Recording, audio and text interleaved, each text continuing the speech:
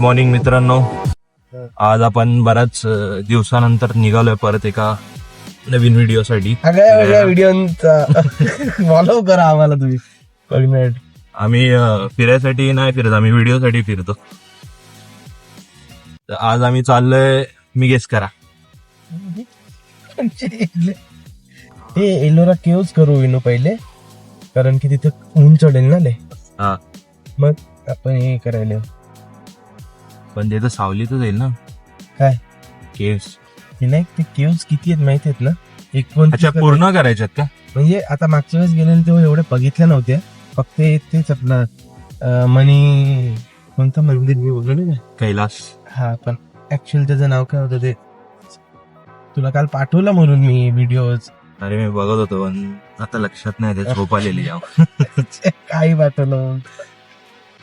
तर आपण बघूया, आता आपण चाललोय छत्रपती संभाजीनगर या ठिकाणी फिरायला. आम्ही लोक मला ना तिथे 33 लक्षात द्या, 33 गोष्टी, म्हणजे काही जसं जेवायचं द्यायचं 33 वडापाव. का रे? म्हणजे ते 33 कोटी देवांसाठी आपण बोलतो नाही का, तसं ऐकवली. अधिक महिना आहे, काहीतरी दान करा. अच्छा, असं आहे का? तर मी काहीतरी 33 गोष्टी दान करणार, खाण्याचीच करणार नाही का, वडापाव वगैरे. ते पण बघूया कसं होतंय. निर्वस्त्र आपल्याला दर्शन घ्यावं लागेल माहिती, म्हणून मी बनियान घातलं माहितीये का आज. बनियान काढायला लागतो विनायक मधलं. काय बोलतो? मग उघडा खाली पुढे क्लिअर अजून आले. बनियान बिनियन काढायचं, समोरच्या कुंडात असं पाणी शिंपटून नाचतं. पहिले आंघोळ करून जायची ऍक्च्युअली, त्याची हिस्ट्री अशी होती. पण आता कसं थोडा कलियुग. हा, तुम्ही विचार करत असाल आम्ही निर्वस्त्र वगैरे कुठे जाणार आहे कैलाश मंदिर मध्ये, तर असं काय करायचं नाही. आम्ही चाललोय कृष्णेश्वरला. पण हे एक ज्योतिर्लिंग आहे, तर ते पण आज आपण दर्शन करून घेऊ. मी तर फर्स्ट टाइम चाललोय, ऑलरेडी जाऊन आलेलं आहे. ते पण म्हणजे असं अचानक समोर दिसलं म्हणून दर्शन झालं. हा, माहितीच नव्हतं की हे ज्योतिर्लिंग पैकी एक ज्योतिर्लिंग आहे.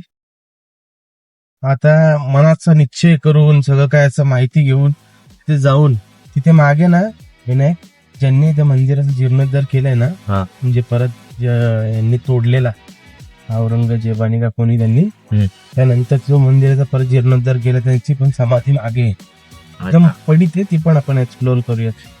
चालेल. आता आम्ही चाललोय, आम्ही डायरेक्ट नाही निघालो. आता आमचे अजून 2 मित्र आहेत, त्यांना आम्हाला उचलायचंय. 5:50 झाले. तर भेटूया आपण आता ते पुढच्या 2 मित्रांना. हे मही मित्र आहेत ते आपले.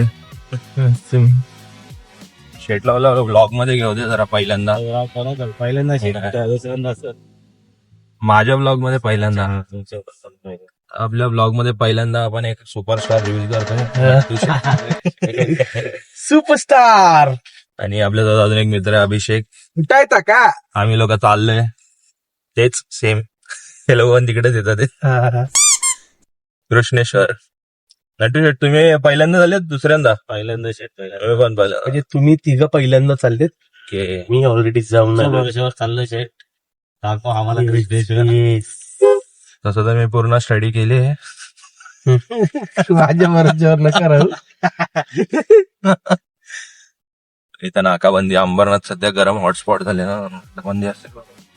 दाखव मामूल बिन झाडी पहिल्यापासून आपण अशा 3 झाडीवरून चाललोय. इथून आपण झाडी आहेत, पण 3 झाडी नाव दिले त्याला. हा, 3 झाडी रोड आहे. मस्त रोड. तलाव भाई बघ कशी एक्सरसाइज करते. आपले पण असे दिवस येतील, एक 5 वर्षानंतर, 5-10 वर्षानंतर. पण मी तर जिमला ना, मी असं बाहेर नाही पडत. इकडच्या लोकांना माहिती असेल, तुम्हाला नसेल माहिती. खूप इंटरेस्टिंग रोड आहे. कधी 3 झाडीला पण फिरायला येऊ शकता तुम्ही. हिडन जिम आहे हा. Road gym. लोक तुम्ही बघाल ना, अशा गर्दी करून जाते. छोड मी जातो बघा. थंडीमध्ये लय गर्दी असते. फक्त इथं कधी कोणी अफवा पसरवाय बाय बिबट्या आलाय. अख्खी पब्लिक काय हो. शेवटची गाडी वाटत झाली. आता इथून आपण डायरेक्ट रायत्याच्या इथून निघाल्यावर लगेच तिथूनच चढायचा आहे ना तो? नाही, तो चालू नाही झाला पूर्ण. इंदोर वाला ना, आपला बडोदरा हायवे चालू नाही झाला पूर्ण. पूर्ण नाही झाला, पण चालू वाटत. मी तुम्हाला दाखवेल कुठून आम्ही कनेक्ट होतो तिथे. समृद्धीला.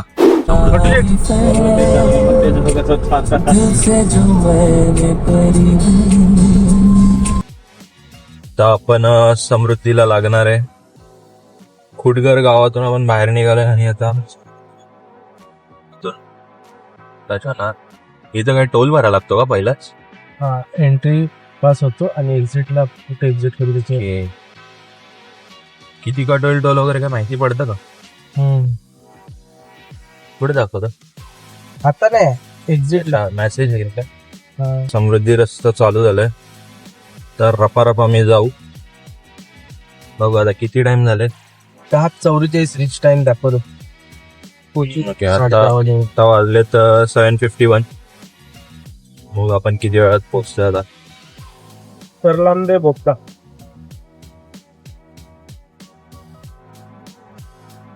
असं का नाव दिलं? लांब आहे का नाही का? सर लय लांब आहे.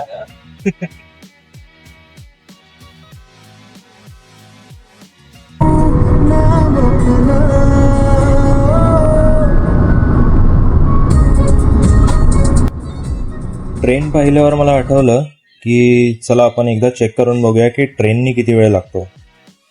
तर मला त्या मानाने समृद्धी बरा वाटला जरा, कारण ट्रेनने जाताना 6 ते 6.5 तास लागतात कल्याणवरून, आणि त्याच ठिकाणी समृद्धीचा जर आपण वापर केला तर गाडीने जायला आपल्याला 3 ते 3.5 तासात आपण पोचून जातो छत्रपती संभाजीनगरला. म्हणजे जर का कोणाची वन डे या ट्रिपची प्लॅनिंग असेल, जसं त्याला वेरूळ आणि कृष्णेश्वर वगैरे बघायचं आहे, तर एका दिवसामध्ये ते जाऊन रात्रीपर्यंत घरी पोचू शकतात. मुंबई, कल्याण अशा ठिकाणाहून. तसंच आम्हाला किती वेळ लागला, आमचं कधीपर्यंत झालं, किती फिरून झालं, हे तुम्हाला पुढे व्हिडिओमध्ये दिसेलच. तर बघत राहा, कंटिन्यू करा. बाकी बोगदे म्हणजे बोगदेच आहे तिथले. डायरेक्ट कोरियन पिक्चरची आठवण करून देतात हे. हा आपल्याला सेकंड टोल ना? पहिला टोल. अच्छा, हा पहिला. आणि तो लागलेला तो एंटर केला होता. आता किती टोल कट होईल मी तुला सांगतो. सह्याद्रीच्या कडे कपारी. हा आपला सेकंड टोल लागलाय. सेकंड नाही, पहिला. सॉरी, म्हणजे समृद्धीवरचा फर्स्ट टोल आहे. हा, आणि तो जो गेलेला तो एंट्री टोल होता. हा, एंट्रीला फक्त गाडीची एंट्री होते. ओके. आणि एक्झिटला आपण कुठे एक्झिट करतो? आता इथनं नागपूरला गेला असेल तर तिथून एंट्री केली, तिथून नागपूर किती किलोमीटर होतं ते. आता आपण संभाजीनगरला एक्झिट मारलाय. अच्छा. हा, आता हे तिथून आपल्या इथनं इथपर्यंत काहीतरी 300 किलोमीटर आहे. हा, 300 किलोमीटरला आपला टोल जाईल अप्रॉक्सिमेटली 500 रुपये तरी जाईल. म्हणजे 500 टोल लागतो असं. 500च्या आसपास. 550. आता सांगतो ना, बघ ना. आपले किलोमीटर बाकी 15. आणि आपण लवकरच पोहोचणार आहे आपल्या जागेवरती. बघू आता पहिले कोणतं येते. कुठे? याच्या पुढे, या डोंगराच्या. चला ही गँगच वेगळी, कट्टा गँग, सगळ्यांची आपली ओळख.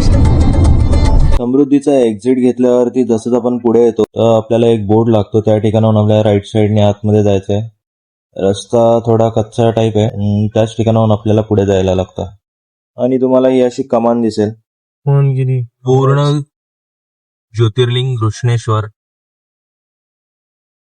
पण आपण सर्वात पहिले जाणार आहे कृष्णेश्वर आहे. कृष्णेश्वर नाही, गृह लिहिले ना. आता इथे बघा, कृष्णेश्वर. इथे कृष्णेश्वर, इथे कृष्णेश्वर. तेच बोललो, दोन्ही एकच असतं असं वाटतं. आता सर्वात पहिले आम्ही जाणार आहे एलोरा केव्स, म्हणजेच वेरूळ लेणी बघायला. ऊन नाही लागला पाहिजे दुपारी म्हणून. हा, आणि मग आरामात दर्शन करू आम्ही. नटूशीट उठले ना, काही उठतात येते. बघू चला, आपण फर्स्ट टाइम बघणार आहे वेरूळ लेणी. कशी असते, काय असते, एक्सप्लोर करूया. तू पहिली बघितली नाही एलोरा केव्स? एंट्री आहे का इकडची? मंदिराची एंट्री आहे का त्याची ती? चुकीची माहिती देतात इथले गाईड नाही. हे जे राजा होते ना, यांनी जीर्णोद्धार केला मंदिराचा 17व्या शतकात. ही त्यांची समाधी आहे का? इकडे यांची समाधी आहे. आणि ते मंदिर आहे मागे. 1599 दरम्यान निजामशाही चालू असताना अहमदनगर मधील शासक बहादूर निजामशाह यांनी मालोजी यांना राजा ही पदवी दिली. मलिक अंबरच्या शिफारसीनुसार यांना शिवनेरी आणि चाकण किल्ल्याच्या नियंत्रणासह पुणे आणि सुपे परगण्याची जहागिरी देण्यात आली व मालोजींनी वेरूळ जवळील कृष्णेश्वर मंदिराचा जीर्णोद्धार केला आणि शिंगणापूर येथील शंभू महादेव मंदिरात एक मोठा तलावही बांधला होता. 40 रुपीज पर पर्सन तिकीट आहे असं. आमचे तिकीट काढून झालेलं आहे. तर समोर दिसतंय ते कैलाश मंदिर म्हणून ओळखलं जातं. पहिलं आपण तिथंच पहिले तिथंच जाणार ना आपण. जायचं का तिकडे जाऊन यायचं. पहिले बघूया आणि मग तिकडे जाऊया ना. इकडे टाइम लागेल ना बघायला आपल्याला.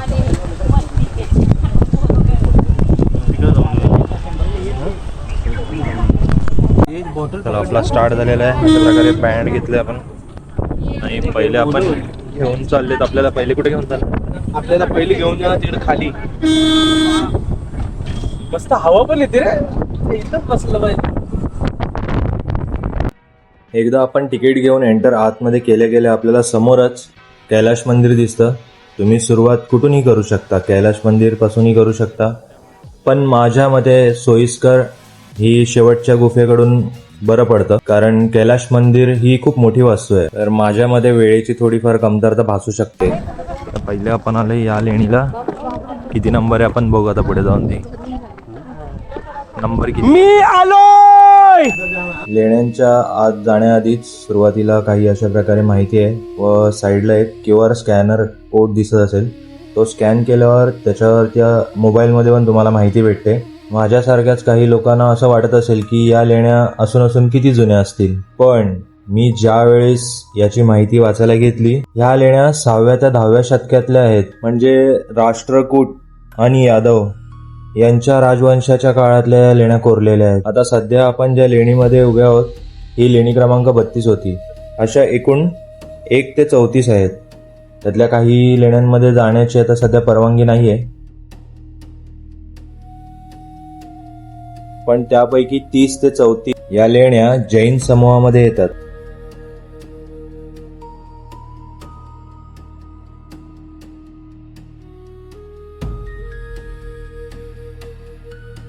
तसे पाहायला गेलो तर आपल्याला या गुफांमध्ये महावीर, पार्श्वनाथ व बाहुबली या 3 संतांचे शिल्प जास्तीत जास्त आढळतात. हे आंबे या हवा यायला ठेवलेले का त्यांनी? नाही तो तुटला असेल. काय शे तुटलं उठत. या गुफा आतून जेवढ्या सुंदर आणि रहस्यमय वाटतात तेवढ्याच बाहेरून देखील वाटतात. तसंच बाहेर आल्यावरती आपल्याला ऊन लागल्यावर बरंच गरम होतं, पण आतमध्ये गेल्यावर बराच फरक आढळून येतो. या गुफांचं एक कमाल आहे. बाहेरून असं वाटतं की आतमध्ये छोटे असेल, जास्त जागा नसेल, पण आत आल्यावरती कळतं एवढा मोठा आहे की सुरुवात कुठून करायची पाहायला.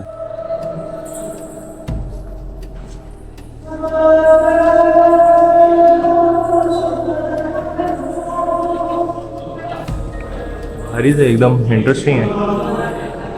तुम्हाला या ठिकाणी पार्श्वनाथ यांची मूर्ती दिसते आपल्याला. हे ओळखायची म्हणजे डोक्यावरती नागाचं छत्र असतं.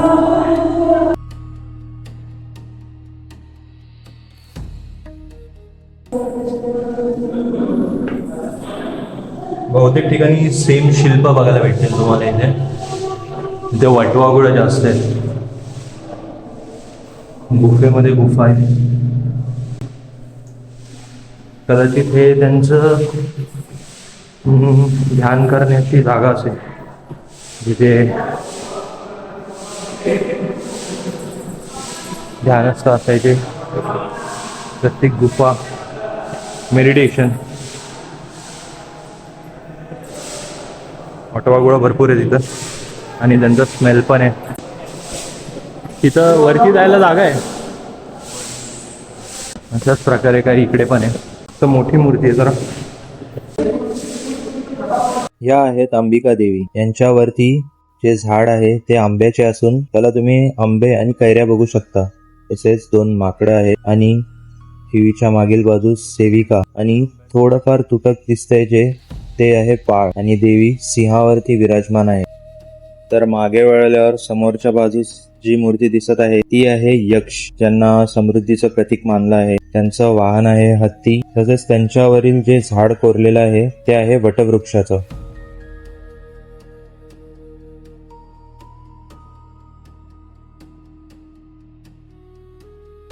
आणि वरच्या बाजूला पाहिलं तर त्या काळातील चित्रकला जी काळाच्या ओघामुळे नाही पण पाण्याच्या ओघामुळे जास्त डॅमेज झाली आहे. तरी बऱ्यापैकी बघायला भेटतं, अंदाज लावू शकतो असं.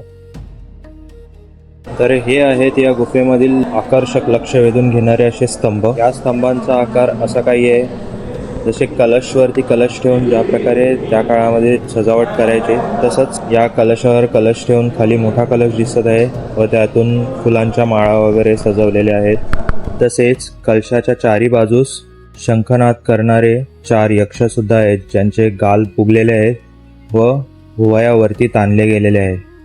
तसेच इतर खांबांवरतीही नक्षीकाम दिसून येते.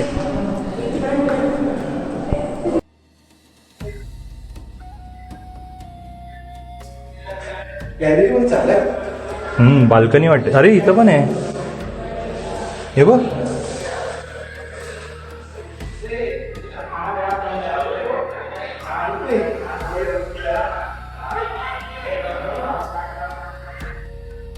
असं बाहेरून बघून वाटत नाही एवढं असेल. भरपूर पार्टिशन टाईप दिलेत.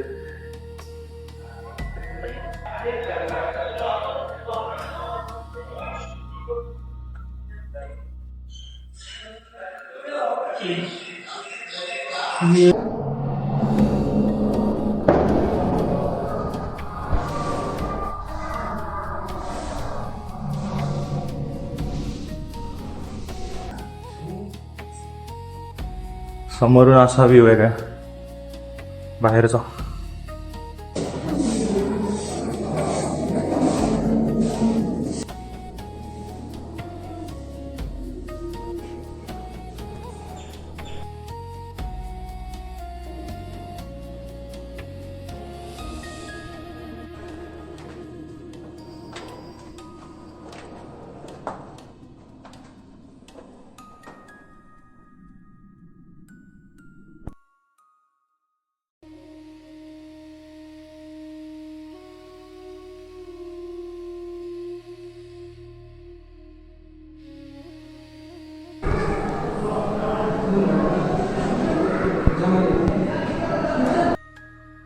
गुफा टाईपमध्ये फुल आतमध्ये जेवढं तुम्ही जात जाल तेवढं असं आश्चर्य वाटेल की दगडामध्ये एवढं बांधकाम, बापरे.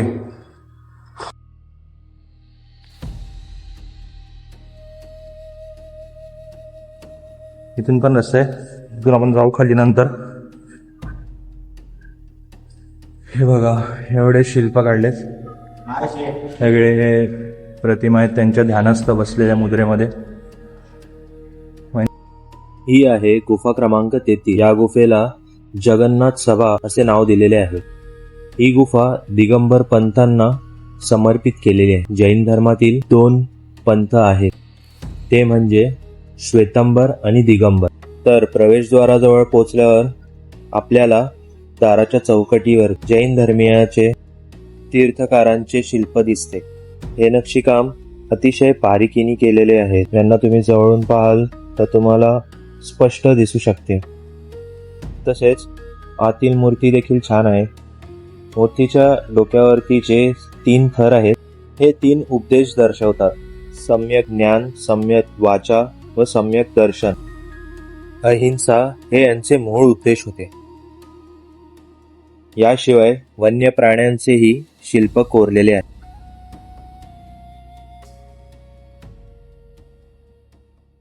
तर इथून आपण खाली उतरतोय. खाली एक्झिट आहे.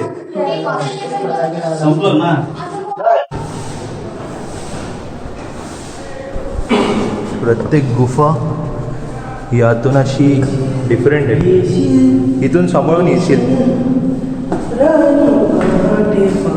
इथून उतर ना, घसरशील.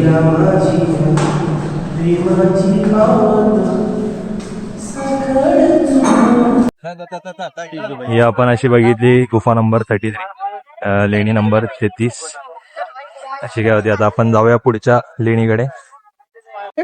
गाडी तिथं आहे आपली. लट्टू दासरी ही एक चांगली सुविधा आहे जी लेणी ते लेणी तुम्हाला गाडीने प्रवास करून जाता येते. तसं चालतही जाऊ शकतो पण बऱ्यापैकी लांब आहे. ही आहे लेणी क्रमांक 29 तेवढीच मोठी भव्य. या लेणीच्या सुरुवातीला दोन्ही बाजूस 2 छोट्या गुफा आहेत. त्यामध्ये शंकराची पिंड आहे. तशी गुफेची माहिती या ठिकाणी लिहिलेली आहे, तुम्ही पॉज करून वाचू शकता. डुमार लेणी म्हणून ओळखली जाणारी लेणी क्रमांक 29. या लेणीची तुलना एलिफंटा आणि जोगेश्वरी येथील लेण्यांशी केली जाते, परंतु ही लेणी अधिक मोठी, अधिक सुबक नंतरच्या काळातली आहे. या लेण्यांच्या प्रवेशद्वाराच्या ठिकाणी 2 मोठे सिंह आहेत ज्यांच्या पंजाखाली हत्ती दाबले गेलेले आहेत. तसेच दोन्ही बाजूला शिल्पपट कोरलेले आहेत. यामध्ये भगवान शिवाशी संबंधित विविध प्रसंग चित्रित केलेले आहेत. आता आपण जे पाहत आहोत हे प्रसंग आहे भगवान शिवाच्या हस्ते अंधकासुराचा वध करतानाचा. हा आहे वरती अंधकासूर आणि अष्टभुजा असलेले आपले शिवशंकर, खाली बसलेली माता पार्वती व त्याच्या बाजूला आहे दासी. ही लेणी अशी कॅमेरामध्ये छोटी वाटत असेल आणि भली मोठी आहे. म्हणजे फक्त पायापर्यंत लागतो याच्या. तसेच समोरील बाजूस कोरलेले प्रसंग म्हणजे रावणाने कैलाश पर्वत उचलून घेण्याचा प्रयत्न व शंकर पार्वतीसह सर्व कैलाशगण.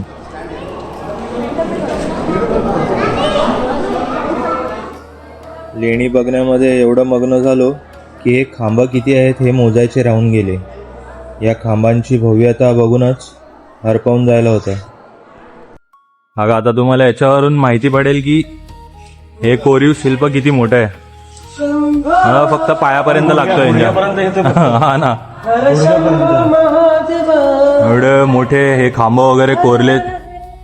हे बघा इकडे काहीतरी लिपी लिहिली आहे. काय लिहिलंय काय माहित. याचा फोटो आपण टाकूया नाईट मोड मध्ये. आतमध्ये शिवलिंग आहे मोठं. ही लेणी क्रॉसच्या आकाराच्या आराखड्यावर बनवलेली आहे. तिन्ही बाजूला सभागृह व मध्यभागी एक देवस्थान आहे. हे संपूर्ण उत्खनन एकूण 250 फूट पसरलेले आहे. मध्यभागातील देवस्थानाचे 4 प्रवेशद्वार आहे व आतमध्ये एक विशाल शिवलिंग आहे. हे बघा, कलाकारीचा अद्भुत नमुना.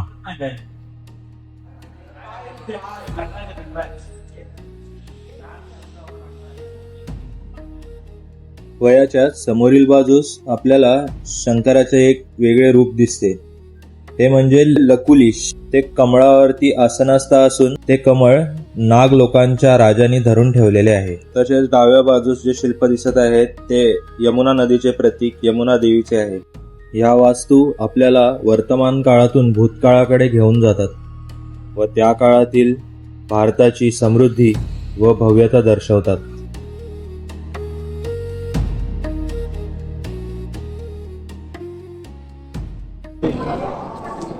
फोटो तरी करायचा.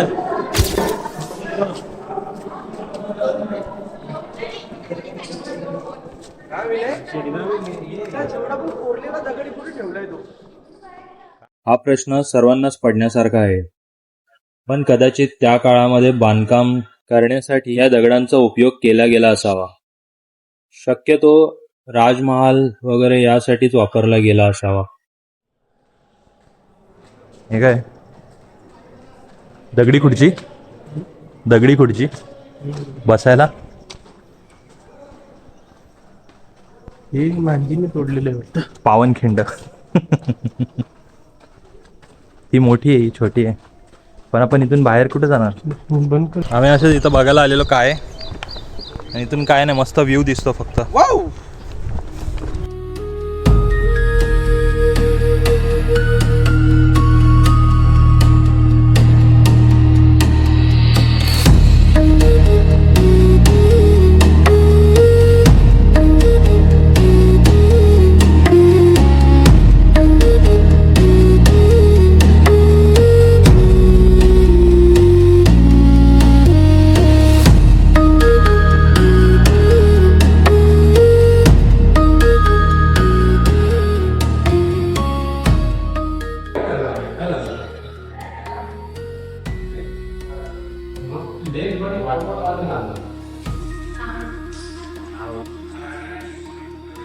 माहिती देऊ का मी विनायक काय नक्कीच काहीतरी बेकार माहिती.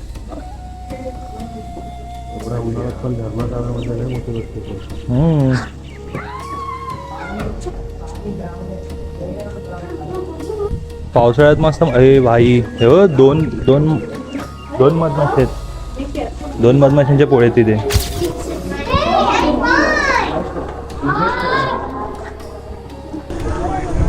आता आपण बघणार आहे लेणी क्रमांक 17 ते 34 पासून.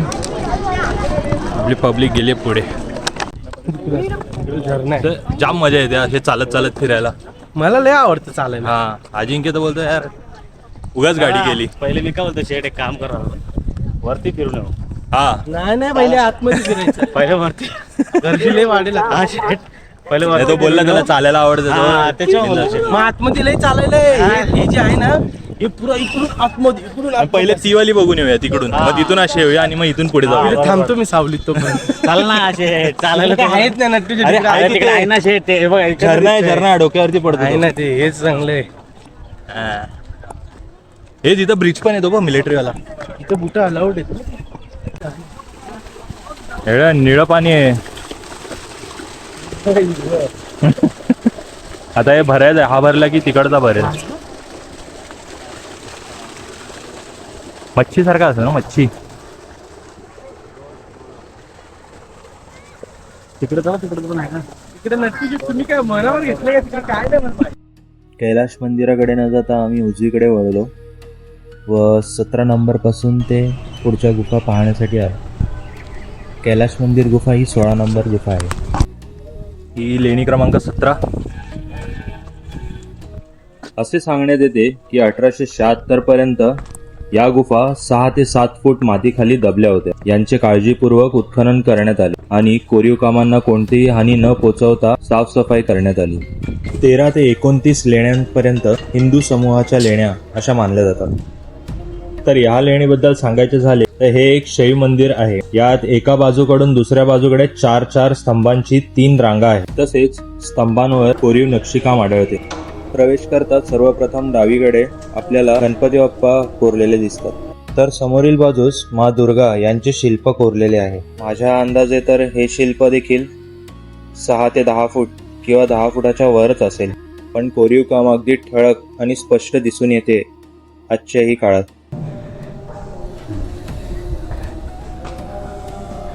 बाहेर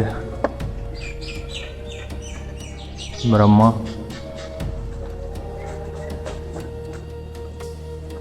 ते गणपती बघितले आपण. आणि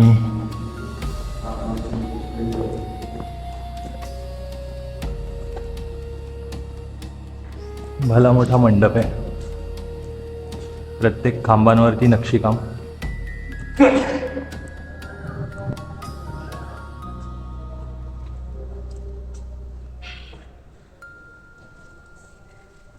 द्वारपालासह पटू व गंधर्व हे प्रवेशद्वाराच्या ठिकाणी दिसून येतात. हा तिकडे. अरे इथे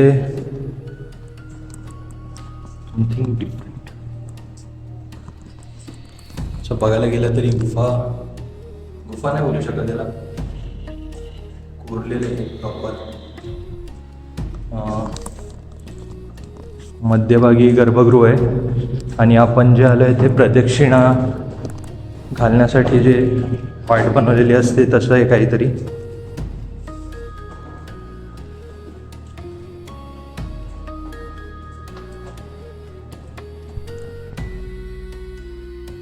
द्राविड पद्धतीचे प्रवेशद्वार असलेल्या ठिकाणाहून आपण प्रवेश करून आत गेल्यास आपल्याला क्षीण झालेले शिवलिंग दिसते. शिवलिंगांपैकी हे शिवलिंग थोडं वेगळं वाटलं कारण का हे चौकोनी दिसलं. इतर ठिकाणी गोल असतात. कदाचित त्या काळात किंवा त्या शतकांमध्ये अशा प्रकारे शिवलिंग आधी असायचे. आणि नक्षीकाम बघाल तर मग एकदम खतरनाक. एकाच व्हिडिओमध्ये हे सर्व पाहणं शक्य नव्हतं, त्यामुळे या व्हिडिओचे 2 भाग केलेले आहेत. याच्या पुढच्या भागामध्ये एक अंदाजा म्हणून काही असा असेल. पोचलोय. कदाचित जिथे फार कमी लोक येत असतील. हे अशा प्रकारे काहीतरी आहे. छान. आणि इथे छान असं मंदिर आहे छोटस.